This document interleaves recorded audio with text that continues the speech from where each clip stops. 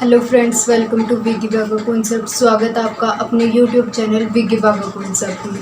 देखिए फ्रेंड्स, सबसे पहले हमने क्या किए थे, किसी पर्टिकुलर टॉपिक के जो क्वेश्चंस थे उनको किया था।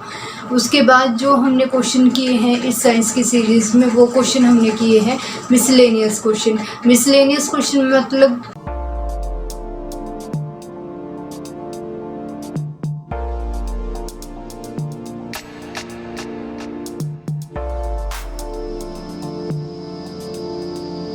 यानी कि साइंस के जो अलग अलग टॉपिक हैं उनसे उठाए गए अलग अलग क्वेश्चंस थे, उनको हमने डिस्कस किया है। आज जो हम क्वेश्चन करने जा रहे हैं वो क्वेश्चन क्या होंगे, मिसलेनियस क्वेश्चन जो चल रहे थे हमारे कई वीडियो से, ये आज उसकी लास्ट वीडियोस है। तो जिन्होंने भी हमारे किसी भी पर्टिकुलर टॉपिक या फिर मिसलेनियस क्वेश्चन वाली जो भी वीडियोस नहीं देखी है तो एक बार आप इनको ज़रूर देखिए। और ये मिसलेनियस क्वेश्चन की हमारी क्या है, लास्ट वीडियो। तो आइए स्टार्ट करते हैं, देखते हैं अपना आज का फर्स्ट क्वेश्चन। देखिए फर्स्ट क्वेश्चन हमसे क्या पूछा गया है कि किस वृक्ष से तारपीन का तेल प्राप्त किया जाता है। हमें क्या बताना है, उस वृक्ष का नाम बताना है जिससे हमें क्या होता है, तारपीन का जो तेल होता है वो प्राप्त किया जाता है। ऑप्शन की अगर बात करें, ऑप्शन नंबर ए हमारे पास क्या है, सागौन। ऑप्शन नंबर बी हमारे पास क्या, ओक। ऑप्शन नंबर सी हमारे पास क्या, शीशम। और ऑप्शन नंबर डी हमारे पास क्या है, चीड़। यानी कि हमें बताना था क्या कि जो तारपीन का तेल है वो कौन से वृक्ष से, पेड़ से जो है प्राप्त किया जाता है। तो इस क्वेश्चन के लिए जो करेक्ट आंसर होगा वो होगा हमारा क्या, ऑप्शन नंबर डी, यानी कि चीड़। चीड़ के पेड़ से हम क्या करते हैं, तारपीन का जो तेल है वो प्राप्त करते हैं। तारपीन का तेल हमें किससे प्राप्त होता है, चीड़, यानी कि जिसको हम क्या बोलते हैं, पाइन भी बोलते हैं। पाइन के पेड़ से हमें क्या प्राप्त होता है, तारपीन का तेल प्राप्त होता है। और जब भी हम क्या करते हैं, चीड़ के पेड़ या पाइन के पेड़ को क्या करते हैं, छीलने का या तोड़ने का काम करते हैं, तो उससे क्या निकलता है, एक द्रव लिक्विड निकलता है। और उसी लिक्विड को प्योरीफाई करके हम क्या निकालते हैं, तारपीन का तेल निकालते हैं, या हमें तारपीन का तेल मिलता है। तो इस क्वेश्चन के लिए जो करेक्ट आंसर होगा वो हमारा क्या हो जाएगा, ऑप्शन नंबर डी, यानी कि चीड़ जो है, पाइन जो है, उससे हमें क्या होता है, तारपीन का तेल प्राप्त होता है। और ये जो मोस्ट इंपॉर्टेंट क्वेश्चन है ये हमसे कब पूछा गया, ये हमसे ऑक्शन रिकॉर्डर 2016 में पूछा गया। देखते हैं नेक्स्ट क्वेश्चन। नेक्स्ट क्वेश्चन देखिए हमसे क्या पूछा गया है कि निम्न में से यौगिक में उच्चतर क्वंथनांक है, यानी कि किस यौगिक का सबसे उच्चतर, सबसे ज़्यादा क्या है हमारे पास, क्वंथनांक है, उसके बारे में हमें बताना है। ए ऑप्शन देखिए हमारे पास क्या दिया गया, एसिटिक एसिड। बी ऑप्शन हमारे पास क्या दिया गया, क्लोरोफॉर्म। सी ऑप्शन हमारे पास क्या दिया गया, इथेनॉल। और डी ऑप्शन हमारे पास क्या दिया गया, मीथेन। तो हमें बताना था क्या कि उच्चतर क्वंथनांक। देखिए पहले भी बताया था हमारे पास क्या होता है, एक होता है क्वंथनांक और एक हमारे पास क्या होता है, गलनांक। एक क्या होता है हमारे पास, गलनांक होता है। क्वंथनांक हमारे पास क्या होता है, मीन्स बॉइलिंग। क्या होता है, बॉइलिंग। और गलनांक का मतलब क्या होता है हमारे पास, मेल्टिंग। और हमें क्या बताना है अभी, क्वंथनांक, यानी कि अभी हमें क्या बताना है, बॉइलिंग बताना है। तो हमें बताना है कि कौन से यौगिक का, यौगिक कौन कौन से दिए गए, एसिटिक एसिड, क्लोरोफॉर्म, इथेनॉल और मेथेन। ये चार यौगिक दिए गए। तो सबसे उच्च जो क्वंथनांक है वो हमारे पास किसका होता है, एसिटिक एसिड का होता है। किसका होता है, एसिटिक एसिड का। तो इस क्वेश्चन के लिए जो हमारा करेक्ट आंसर होगा वो क्या होगा, ऑप्शन नंबर ए, यानी कि एसिटिक एसिड। ऑप्शन के हिसाब से सबसे ज़्यादा हमारे पास किसका होता है, यहाँ पे एसिटिक एसिड का होता है। तो इस क्वेश्चन के लिए करेक्ट आंसर क्या होगा, option number A.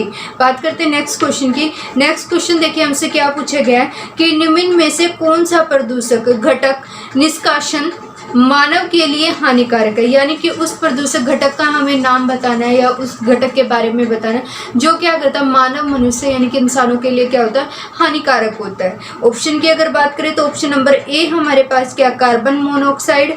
Option number B हमारे पास क्या, carbon dioxide. Option number C हमारे पास क्या, शीशे के कण। और लास्ट डी ऑप्शन हमारे पास क्या, कार्बन कण। यानी कि जो हमारे पास क्या होता है, प्रदूषक घटक, यानी कि जो मानव शरीर के लिए या मानव के लिए क्या होता है, हानिकारक होता है, तो वो हमारे पास क्या होता है, कार्बन मोनोऑक्साइड। क्या हो जाएगा, कार्बन मोनोऑक्साइड। देखिए ये क्या करता है, मेनली कार्बन मोनोऑक्साइड क्या करेगा, ये हमारे शरीर में जो हीमोग्लोबिन होता है उसके साथ मिलकर, यानी कि हीमोग्लोबिन के साथ मिलकर क्या बना लेता है, ऑक्सी हीमोग्लोबिन बना लेता है। यानी कि कार्बन मोनोऑक्साइड क्या करेगा, हमारे शरीर के अंदर जो हीमोग्लोबिन प्रेजेंट होता है ये उस हीमोग्लोबिन के साथ जाके अटैच हो जाता है, मिल जाता है, और मिलने के बाद ये क्या करता है, उसके साथ में कार्बन मोनोऑक्साइड ऑक्सी हीमोग्लोबिन बना लेता है। क्या बनाता है, ऑक्सी हीमोग्लोबिन। और ऑक्सी हीमोग्लोबिन बनने के कारण क्या होता है, हमारे शरीर में जो रक्त होता है, यानी कि ब्लड का जो सर्कुलेशन होता है, रक्त जो हमारे शरीर में बहता रहता है, उसमें क्या होती है, रुकावटें आनी शुरू हो जाती है। और जब रुकावटें आनी शुरू हो जाती है तो उसकी वजह से इंसान की या किसी भी व्यक्ति की क्या हो सकती है, मृत्यु हो जाती है या हो सकती है। तो इसलिए कार्बन मोनोऑक्साइड क्या होता है, जो मानव होते हैं, इंसान जो होते हैं, उनके लिए क्या होता है, हानिकारक होता है। तो क्यों, क्योंकि ये हीमोग्लोबिन के साथ मिलेगा और क्या बनाएगा, ऑक्सी हीमोग्लोबिन बनाएगा। तो इस क्वेश्चन के लिए जो करेक्ट आंसर होगा वो क्या होगा हमारे पास, ऑप्शन नंबर ए, यानी कि कार्बन मोनोऑक्साइड ये क्या है, मानव के लिए हानिकारक है। और ये जो मोस्ट इंपॉर्टेंट क्वेश्चन है, ये most important question HSSC clerk 2016 morning shift में हमसे पूछा है। बात करते हैं नेक्स्ट क्वेश्चन की। नेक्स्ट क्वेश्चन देखिए क्या पूछा गया है कि शरीर का तापमान कम करने के लिए किस औषधि का प्रयोग किया जाता है। यानी कि जो शरीर का तापमान अगर बढ़ जाए तो उसको अगर हमें कम करना है तो उसको कम करने के लिए हम किस औषधि, किस दवाई का हम प्रयोग करते हैं, यूज करते हैं, उसके बारे में हमें बताना है। ऑप्शन की अगर बात करें तो ऑप्शन नंबर ए हमारे पास क्या है, जवारनाशी। ऑप्शन नंबर बी हमारे पास क्या है, सामक। ऑप्शन नंबर सी हमारे पास क्या, प्रतिजैविक। और लास्ट डी ऑप्शन हमारे पास क्या है, इनमें से कोई नहीं। यानी कि जब शरीर का तापमान अगर बढ़ जाए, हम पता है कि शरीर का तापमान कब बढ़ता है, जब हमें क्या हो जाता है, बुखार हो जाता है, फीवर जब हमें हो जाता है तो उससे हमारे शरीर का तापमान क्या होता है, बढ़ जाता है। तो वो तापमान बढ़ने के बाद जब हम उसको कम करते तो उसके लिए किस औषधि का प्रयोग हम करते, उस औषधि के बारे में हमें बताना है। ऑप्शन में क्या है, जवारनाशी, सामक, प्रतिजैविक या इनमें से कोई नहीं। तो जो तापमान बढ़ जाता है शरीर का, उसको कम करने के लिए जो औषधि, जो दवाई हम लेते हैं तो वो क्या कहलाती है, जवारनाशी। क्या कहलाती है, जवारनाशी। यानी कि जवारनाशी क्या करती है, हमारे शरीर का जो तापमान होता है उसको कम करती है। तो इस क्वेश्चन के लिए जो हमारा करेक्ट आंसर होगा वो क्या हो जाएगा, ऑप्शन नंबर ए, यानी कि जवारनाशी। और जवारनाशी की वजह से क्या होता है, हमारे शरीर का तापमान कम हो जाता है।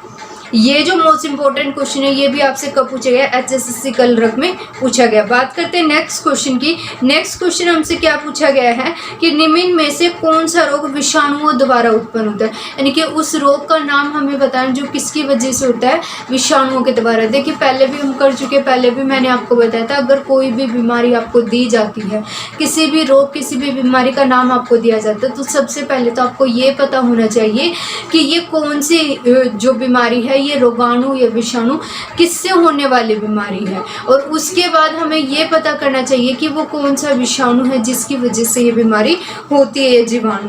तो यहाँ पे हमसे किसके बारे में पूछा गया, विषाणु के बारे में पूछा गया कि कौन सी बीमारी है जो किससे होती है, विषाणु से होती है। ऑप्शन नंबर ए हमारे पास क्या दिया गया, चेचक। ऑप्शन नंबर बी हमारे पास क्या दिया गया, ट्यूबरक्लोसिस। ऑप्शन नंबर सी हमारे पास क्या दिया गया, मलेरिया। और लास्ट डी ऑप्शन हमारे पास क्या दिया गया, हैजा।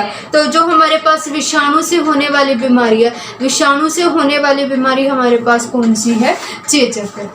कौन सी बीमारी है हमारे पास, चेचक। चेचक बीमारी हमारे पास वो बीमारी है जो किसकी वजह से होती है, विषाणु की वजह से।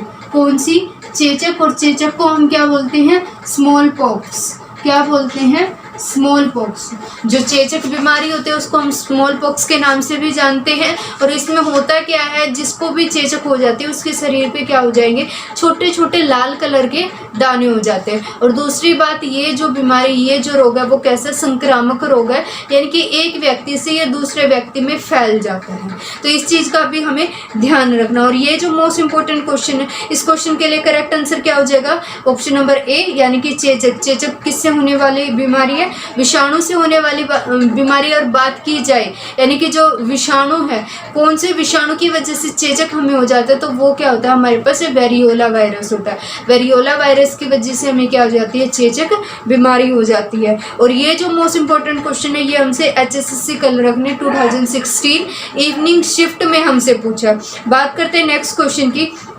नेक्स्ट क्वेश्चन देखिए, हमसे क्या पूछा गया है कि तिल चट्टे में कितने जोड़े चलने वाले पाँव होते हैं, यानी कि जो तिल चट्टे होते हैं तो उसमें कितने जोड़ी चलने वाले पैर होते हैं, उसके बारे में हमें बताना। ऑप्शन जो हमें दिए गए, ऑप्शन नंबर ए हमें क्या दिया गया कि एक जोड़ी, यानी कि जो तिल चट्टा होता है क्या उसके पास चलने के लिए एक जोड़ी पैर होते हैं। ऑप्शन नंबर बी में दिया गया है 2 यानी कि 2, यानी कि क्या उसके पास 2 जोड़ी पैर होते हैं। ऑप्शन नंबर सी में दिया गया है 3 यानी कि 3, क्या हमारे पास जो तिल चट्टा होता है उसके पास चलने के लिए 3 जोड़ी पैर होते हैं। और लास्ट ऑप्शन दिया गया डी यानी कि 4, कि क्या तिल चट्टे के पास चलने के लिए 4 जोड़ी पैर होते हैं। तो इस क्वेश्चन के लिए जो करेक्ट आंसर होगा वो हमारा क्या हो जाएगा, ऑप्शन नंबर सी यानी कि 3। जो तिल चट्टा होता है उसके पास चलने के लिए कितने जोड़ी पैर होते हैं, 3 होते हैं। देखिए उसका जो शरीर होता है वो क्या होता है, 3 भाग में बटा हुआ होता है। उसके पास क्या होता है, एक जोड़ी तो आईज होती हैं, और आईज भी कौन सी होती है, आंखें जो होती है वो कौन सी होती है, संयुक्त नेत्र उसके पास होते हैं, जिनको हम क्या बोलते हैं, कंपाउंड आईज भी बोलते हैं। और दूसरी उसके बाद क्या होता है, उसके पास 2 जोड़ी पंख होते हैं, और हमने अभी देखा कि उसके पास क्या होते हैं, 3 जोड़ी पैर होते हैं चलने के लिए। तो ये जो मोस्ट इंपॉर्टेंट क्वेश्चन है ये हमसे कब पूछा गया, HSSC कलर 2016 मॉर्निंग शिफ्ट में हमसे पूछा गया। बात करते हैं नेक्स्ट क्वेश्चन की। नेक्स्ट क्वेश्चन हमसे क्या पूछा गया है कि मलेरिया वह रोग है जो प्रभावित करता है। हमें बताना है कि जो मलेरिया रोग है वो हमारे शरीर में कौन से भाग को प्रभावित करता है।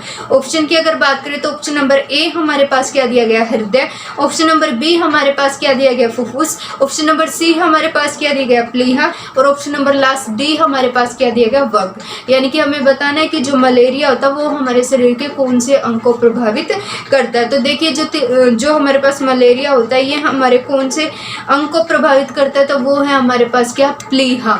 तो प्लीहा को कौन प्रभावित करता है, मलेरिया रोग प्रभावित करता है। तो इस क्वेश्चन के लिए करेक्ट आंसर क्या हो जाएगा, ऑप्शन नंबर सी यानी कि प्लीहा जो होता है ये कौन अफेक्टेड करता है, मलेरिया रोग करता है। इसी को हम क्या कहते हैं, स्प्लीन के नाम से भी जानते हैं। किसके नाम से जानते हैं, स्प्लीन के नाम से भी जानते हैं। ठीक है, यानी कि यकृत जो होता है हमारा, या फिर हमारी प्लीहा जो होती है ये किसकी वजह से प्रभावित होते हैं, मलेरिया रोग जो है इसकी वजह से। और दूसरी अगर बात की जाए जो मलेरिया रोग है ये किससे होने वाला रोग है, तो ये प्रोटोजोआ से होने वाला है रोग है। ये चीज़ भी आपको ध्यान रखनी है। और ये जो मोस्ट इंपॉर्टेंट क्वेश्चन है ये हमसे HSSC कलरक इवनिंग शिफ्ट में हमसे 2016 में पूछा गया। बात करते हैं नेक्स्ट क्वेश्चन की। नेक्स्ट क्वेश्चन देखिए हमसे क्या पूछा गया है कि मधुमेह के रोगी को किस प्रकार की औषधि दी जाती है। मधुमेह यानी कि डायबिटीज या जिसको हम शुगर के नाम से भी जानते हैं, इस रोग का अगर कोई व्यक्ति है तो उसको हम जो किस औषधि जो है वो दी जाती है, तो किस प्रकार की औषधि उसको दी जाती है वो देखते हैं। ऑप्शन नंबर ए हमें क्या दिया गया, पेनिसिलिन। ऑप्शन नंबर बी हमें क्या दिया गया, इंसुलिन। ऑप्शन नंबर सी हमें क्या दिया गया है, सल्फा ड्रग्स। और लास्ट डी ऑप्शन दिया गया है इनमें से कोई नहीं। यानी कि मधुमेह के जो रोगी होते हैं उनको हम कौन सी औषधि देते हैं, तो वो कौन सी देते हैं, वो होती है हमारे पास क्या, इंसुलिन। देखिए सबसे पहले तो जो हमारे पास क्या होता है, जो मधुमेह यानी कि डायबिटीज़ का जो रोगी होता है उसको होता क्या है, इंसुलिन की कमी या अधिकता के कारण होता है। ठीक है, मधुमेह। फिर हम उसको क्या करते हैं, उसको इंजेक्शन दिए जाते हैं इंसुलिन की, ताकि उसके शरीर में क्या हो, इंसुलिन की मात्रा बनी रहे। ठीक है, तो इस क्वेश्चन के लिए जो करेक्ट आंसर होगा वो क्या होगा, ऑप्शन नंबर बी यानी कि इंसुलिन। अगर किसी को डायबिटीज, शुगर, मधुमेह अगर होती है तो उस व्यक्ति को हम क्या करते हैं, इंसुलिन की इंजेक्शन देते हैं। Correct option option number B. और ये जो मोस्ट इंपॉर्टेंट क्वेश्चन है ये हमसे HSSC कलर 2016 इवनिंग शिफ्ट में पूछा गया। बात करते हैं नेक्स्ट क्वेश्चन की। तो नेक्स्ट क्वेश्चन देखिए हमारे पास क्या है कि रिएक्टर स्केल का उपयोग किसके मापन के लिए किया जाता है। हमें बताना है कि जो रिएक्टर स्केल होता है उसका प्रयोग जो हम किसके मापन, किसको मापने के लिए करते हैं। ऑप्शन की अगर बात करें तो ऑप्शन नंबर ए हमारे पास क्या दिया गया, द्रवों का घनत्व। ऑप्शन नंबर बी हमारे पास क्या दिया गया, भूकंप की तीव्रता। ऑप्शन नंबर सी हमारे पास क्या दिया गया, वायु का वेग। और ऑप्शन नंबर डी हमारे पास क्या दिया गया, वायु की आर्द्रता। तो देखिए जो हमारे पास रिएक्टर स्केल होता है उससे हम किसको मापते हैं, किसको मेजर करते हैं, तो उससे हम मेजर करते हैं किसको, भूकंप की तीव्रता को, भूकंप की स्पीड को। तो क्वेश्चन जो हमारा ऑप्शन नंबर बी है वो क्या हो जाएगा, इसके लिए बिल्कुल करेक्ट हो जाएगा। अब देख लेते हैं कि जो हमारे पास जो और दिए गए हैं उनसे हम क्या मापते हैं, क्या करते हैं। तो देखिए हमारे पास सबसे पहले क्या दिया गया है, option number A. Option number A में क्या दिया गया है, द्रवों का घनत्व। क्या दिया गया है, द्रवों का घनत्व। द्रवों का जो घनत्व होता है इसको हम किससे मापते हैं? इसको हम मापते हैं किससे? हाइड्रोमीटर से। किससे मापते हैं? हाइड्रोमीटर से। सेकंड ऑप्शन जो हमारे पास दिया गया वो क्या दिया गया है? भूकंप की तीव्रता। क्या दिया गया है? भूकंप की तीव्रता। तो भूकंप की तीव्रता को हम किससे मापते हैं? अभी हमने देखा, उसके लिए हम किसका यूज करते हैं? रिएक्टर स्केल का। किसका यूज करते हैं? रिएक्टर स्केल का। यानी कि रिएक्टर स्केल से हम क्या करते हैं? भूकंप की तीव्रता को मापते हैं। उसके बाद बात करें सी नंबर पे, हमारे पास ऑप्शन नंबर सी क्या दिया गया है? वायु का वेग। यानी कि वायु का वेग किससे मापा जाता है? तो वायु का जो वेग है वो किससे मापा जाता है? एनीमोमीटर से। किससे? एनीमोमीटर से। एनीमोमीटर से हम क्या करते हैं? वायु के वेग को मेजर करते हैं। उसके बाद डी ऑप्शन में हमारे पास क्या दिया गया है? वायु की आर्द्रता। क्या दिया गया है हमारे पास? वायु की आर्द्रता। यानी कि वायु की जो आर्द्रता होती है वो किससे मेजर की जाती है? तो वो किससे की जाती है? हाइग्रोमीटर से। किससे हम मेजर करते हैं? हाइग्रोमीटर से। तो देखिए मैं बार बार रिपीट करती रही हूँ कि हमें क्या करना है, जो हमारे ऑप्शन दिए जाते हैं उन ऑप्शन से भी हमें क्या निकालना है? अपने क्वेश्चंस को निकालना है। तो देखिए हमारे पास क्वेश्चन 1 था, ऑप्शन 4 थे, तो चारों के चारों ऑप्शन से हमारे पास क्या निकल के आते हैं? 4 क्वेश्चन निकल के आते हैं कि द्रवों का घनत्व हम किससे मापते हैं? हाइड्रोमीटर से। भूकंप की तीव्रता हम किससे मापते हैं? रिएक्टर स्केल से। वायु का वेग हम किससे मापते हैं? एनीमोमीटर से। वायु की आर्द्रता हम किससे मापते हैं? हाइग्रोमीटर से। और ये जो मोस्ट इंपॉर्टेंट क्वेश्चन है ये एचएसएससी के द्वारा पूछा गया है। तो इस क्वेश्चन के लिए जो हमारा करेक्ट आंसर होगा वो क्या होगा? ऑप्शन नंबर बी, यानी कि भूकंप की तीव्रता। और पूछा कब गया है? एचएसएससी कलर 2016 में हमसे पूछा गया। बात करते हैं नेक्स्ट क्वेश्चन की। नेक्स्ट क्वेश्चन हमसे क्या पूछा गया है कि मलेरिया परजीवी का मध्यवर्ती परपोषी है। जो मलेरिया परजीवी होता है उसका हमें क्या बताना है? मध्यवर्ती, यानी कि बीच वाला जो परपोषी होता है उसके बारे में हमें बताना है। ऑप्शन की अगर बात करें, ऑप्शन नंबर ए हमें क्या दिया गया? मानव। ऑप्शन नंबर बी हमें दिया गया है मादा एनाफिलीज। ऑप्शन नंबर सी हमें दिया गया है क्यूलेक्स। और लास्ट डी ऑप्शन हमें क्या दिया गया है? सीसी मक्खी। और बताना क्या है कि जो मलेरिया परजीवी होता है उसका मध्यवर्ती यानी कि बीच वाला जो मध्यवर्ती परपोषी है वो क्या है? मानव है, मादा एनाफिलीज है, क्यूलेक्स है या फिर सीसी मक्खी है। तो देखिए जो मलेरिया परजीवी होता है इसका मध्यवर्ती परपोषी जो होता है वो क्या होता है? मादा एनाफ्लीज होती है। तो मादा एनाफ्लीज क्या होती है? हमारी इसकी मध्यवर्ती होती है। क्यों? क्योंकि सबसे पहले तो देखिए जो हमारा मलेरिया वो किससे होने वाला रोग है?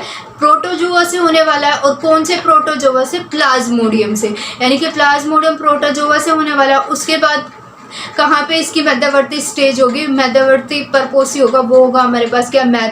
मादा एनाफ्लीज। और उसके बाद थर्ड नंबर पे क्या आ जाएगा हमारे पास?